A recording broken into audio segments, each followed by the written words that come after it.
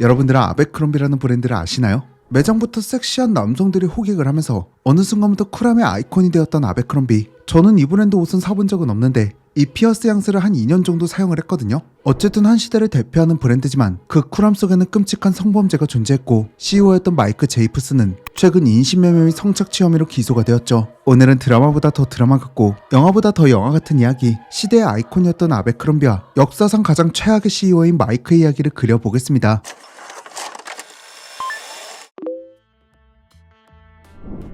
일단 이 브랜드의 시작은 지금과는 많이 달랐습니다. 1982년 데이비드 T 아베크롬비라는 남성에 의해 설립이 되었는데, 데이비드는 낚시용품부터 캠핑, 아웃도어 스포츠웨어를 판매하는 매장을 만들었어요. 그렇다 보니 대부분의 고객은 남성이었고 그 중에서도 중산층 남성들에게 아베크롬비는 꿈과 같은 공간이었죠. 여기만 가면 사냥, 낚시, 캠핑, 탐험까지 남성들이 혹할 만한 용품을 판매했으니까요. 그렇게 상점이었던 아베크롬비는 1904년 변호사이자 열렬한 고객이었던 에즈라 피치가 지분을 일부 인수하면서 두 사람이 공동 경영자로 브랜드를 운영하게 되었죠. 그렇게 우리에게 익숙한 아베크롬비 앤 피치라는 이름으로 변경이 되었고요. 이때부터 본격적으로 중상층 남성들을 대상으로 각종 용품들을 판매하기 시작했습니다. 이렇게 매출을 쭉쭉 올리던 그때 대공황과 세계 2차 대전으로 아베크롬비도 위기를 맞습니다. 이때부터 경쟁이 심화하고 점차 재정적으로 어려움을 겪다 보니까 사람들이 캠핑, 사냥, 스포츠를 즐길 여유도 시간도 돈도 없어지게 된 것이죠. 이렇게 점차 몰락하기 시작했고 1976년 심각한 경영난으로 인해 파산을 선언했습니다. 그리고 1978년 오스만 그룹은 아베크롬비를 인수했지만 역시나 브랜드를 살리지는 못했죠. 그러다 결국 또 한 번 1988년 미국의 대형 패션 그룹인 리미티드 브랜드가 다시 한번 아베크롬비를 인수합니다. 리미티드는 빅토리아 시크릿부터 바디샵 같은 브랜드를 성공시킨 경험이 있었기에 아베크롬비를 전략적으로 바꾸기 시작했습니다. 사냥, 등산과 같은 아저씨들을 위한 브랜드가 아닌 젊고 트렌디한 느낌으로 바꾸기 시작해요. 그 첫 번째 단계로 오늘의 주인공인 마이크를 영입하죠.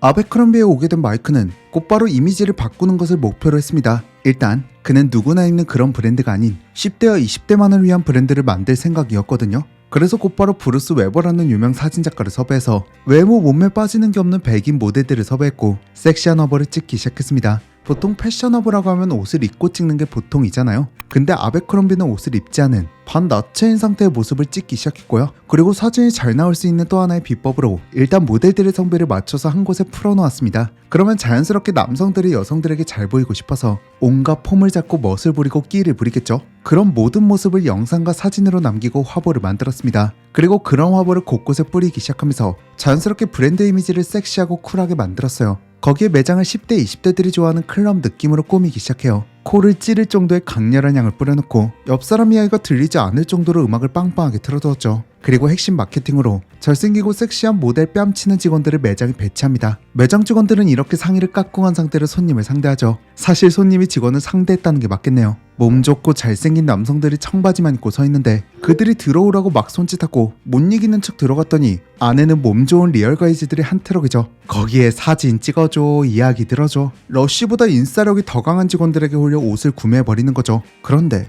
아베크롬비의 옷은 아주 작았습니다. 마음에 든 옷이 있어도 사이즈는 딱 아베크롬비에서 정해놓은 기준만 존재했죠. 그래도 마음에 드니까 손님이 물어보겠죠? 혹시 더 큰 사이즈는 없나요? 하지만 직원은 묘하게 킹받는 표정으로 그 크기뿐이에요 라고 말할 뿐이었어요. 결국 아베크롬비를 입기 위해선 다이어트라면 몸매는 아베크롬비에 맞춰야 했던 거죠. 이렇게 매장에서 일하는 직원이 곧 모델이라는 개념을 도입하면서 마이크가 원하는 섹시하고 쿨한 느낌의 아베크롬비는 완성되었고, 쇼핑몰이 한참 유행했을 당시 아베크롬비는 주말에 꼭 방문해야 하는 코스가 되었습니다. 당시의 인기가 어느 정도냐면요, 노래 가사에 대놓고 아베크롬비 이름이 들어갔어요. 아베크롬비 앤 피치를 입은 여자들이 좋아라는 가사가 대놓고 등장할 만큼 그 시대 10대, 20대들한테는 상징이 되어버렸죠. 비싸서 못 입고 몸에 맞지 않아 못 입어도 아베크롬비는 없어서 못 팔 정도였습니다. 그렇게 1996년 뉴욕 증권거래소의 아베크롬비는 상장까지 이루고 자회사인 홀리스터와 아베크롬비 키즈까지 성공적으로 자리를 잡았습니다. 자, 이렇게 계속 잘 나갈 것 같았던 아베크롬비. 하지만 사이즈부터 완벽한 몸매를 브랜드가 정의하는 동시에 점점 낮아지는 퀄리티에 불만이 쌓일 때쯤 CEO인 마이크는 어딜 가서 인터뷰를 하든 논란이 되어 도마 위에 올라갔습니다. 가장 크게 논란이 됐었던 인터뷰는 2006년 살롱과 한 인터뷰였습니다. 당시 리포터는 마이크한테 왜 아베크롬비는 특정 이미지만을 강조하나요? 이러한 질문을 받자 마이크는 굉장히 황당한 답변을 내놓습니다. 우리는 배타적입니다. 모두가 우리 옷을 입을 수 있는 것은 아니에요. 우리는 인기 있는 아이들에게만 초점을 맞추고 있습니다.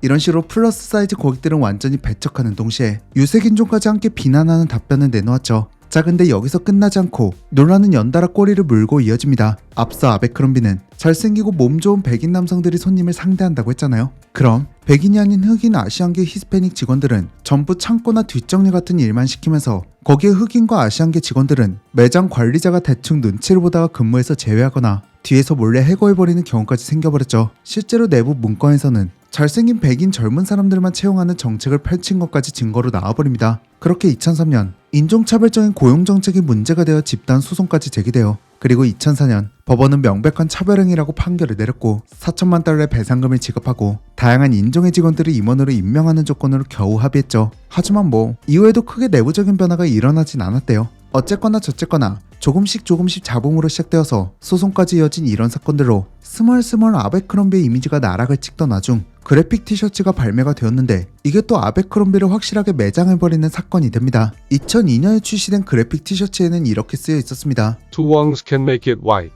웡 형제가 하얗게 해드립니다. 미국 TV 프로그램이나 영화에서 비롯된 아시안인들에 대한 왜곡된 편견과 오해로 만들어진 이미지, 뽀드롱니와 찢어진 눈을 그래픽으로 박아놓고 이러한 문구를 써놓은 겁니다. 이 사건은 수많은 매체를 통해 비판을 받았고요. 결국 시위까지 하게 되면 브랜드 이미지에 큰 타격을 주게 되었죠. 그리고 여러분, 혹시 2002년에 나왔던 스파이더맨 보셨나요? 거기에 플래시라는 캐릭터가 나오는데 토비를 괴롭혔던 그냥 쓰레기 중에 쓰레기거든요. 그 캐릭터가 머리부터 발끝까지 착용한 브랜드가 바로 이 아베크롬비입니다. 이렇듯 사실 이 시기부터 아베크롬비는 약간 일진 브랜드 이미지가 생기고 있었어요. 약간 우리로 따지면 노스페이스라고 하면 되겠네요. 겨우 시대에 뒤처졌고 이미지는 나락을 간 아베크롬비. 하지만 이럴 때도 마이크는 약 7천만 달러가 넘는 돈을 챙겼고요. 2004년부터 2014년까지 총 4억 달러 이상의 보너스와 주식을 받은 것으로 알려져 있습니다. 2007년부터 2008년까지 금융위기가 있을 당시에도 마이크는 보상 패키지를 꾸준히 챙겼죠. 브랜드가 나락을 가도 굳건할 줄 알았던 마이크는 2013년 과거 발언이 재조명되며 그의 최악의 CEO로 뽑히며 본격적으로 도마 위에 오르기 시작했고 SNS를 통해 불매운동이 벌어지면서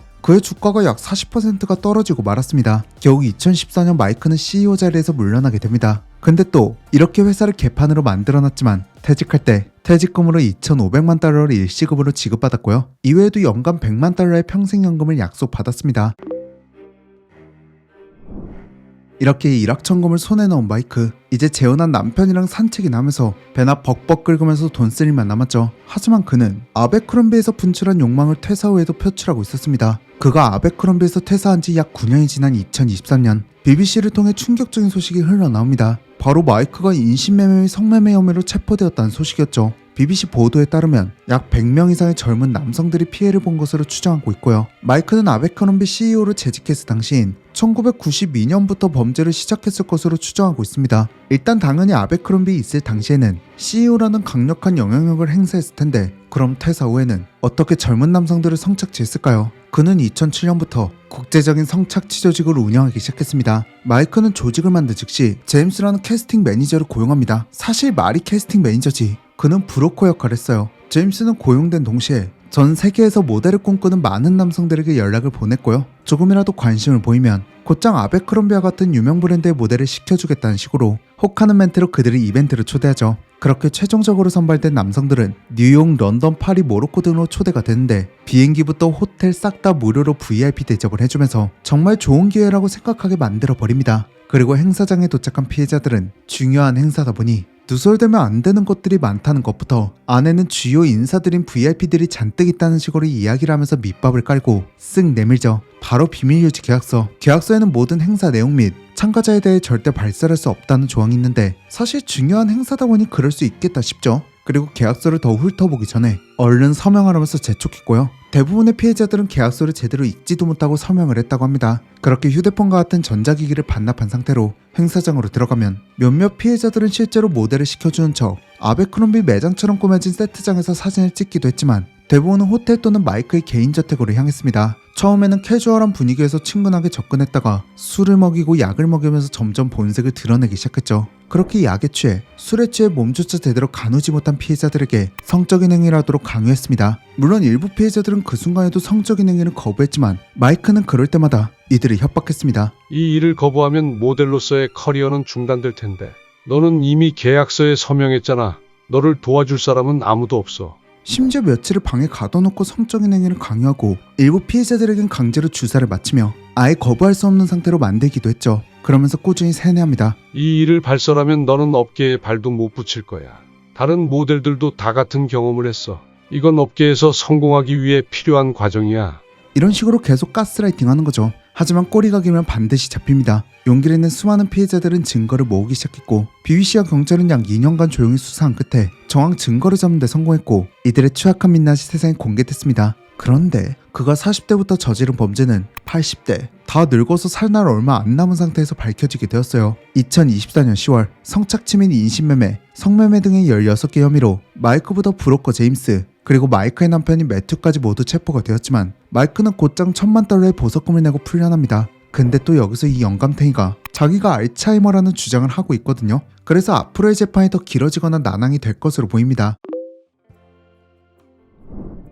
이렇게 망해가는 아베크롬비의 구원투수처럼 등장한 새로운 CEO 프렌은 CEO 자리에 앉자마자 직원들을 면담하기 시작합니다. 특히 그동안 회사에 불만이 많았던 직원들을요. 이렇게 차근차근 직원들을 자신의 편으로 만들기 시작했고요. 직원들이 다시 열정을 가질 때쯤 플러스 사이즈를 도입했죠. 그리고 그동안 불편했던 옷들을 편하게 입을 수 있게 옷의 질을 높이는 데 초점을 맞췄습니다. 거기에 주말마다 매일매일이 파티인 미국 사람들에게 저렴한 가격으로 좋은 드레스를 살 수 있게 매장 입구에 다양한 디자인의 드레스를 딱 메인에 걸어놓았죠. 그리고 기존의 정신없는 클럽 분위기와 코를 찌를 듯한 향기로 가득한 매장을 편하게 쇼핑할 수 있는 공간으로 변화시켰고요. 이렇게 보면 자라 유니클로처럼 변했다고 할 수 있죠. 그렇게 프렌은 2024년 매출만 약 $10억, 영업이익은 15%를 달성하며 역대 최고 성적으로 아베크롬비를 부활시켰죠. 자, 오늘은 이렇게 다큐멘터리 소재로 또 앞으로 드라마 영화로 많이 쓰일 이야기인 아베크롬비와 그 안에서 온갖 변태짓을 해온 영감탱이 마이크에 관한 이야기를 그려보았습니다. 이번 이야기는 우연히 넷플릭스에서 화이트하시라는 다큐를 보게 됐는데 여기서는 딱 아베크롬비의 역사만 다루고 있더라고요. 그래서 저는 이 이야기의 마이크의 이야기까지 또 현재 아베크롬비의 이야기까지 그려보았습니다. 오늘 이야기를 들은 여러분들의 의견도 자유롭게 댓글로 남겨주시고요. 저는 그럼 여기서 인사드릴게요. 구독과 알림 설정 눌러주시면 앞으로도 각종 영화 속 이야기로 계속 인사드리겠습니다. 지금까지 필름그린의 박그린이었습니다. 감사합니다.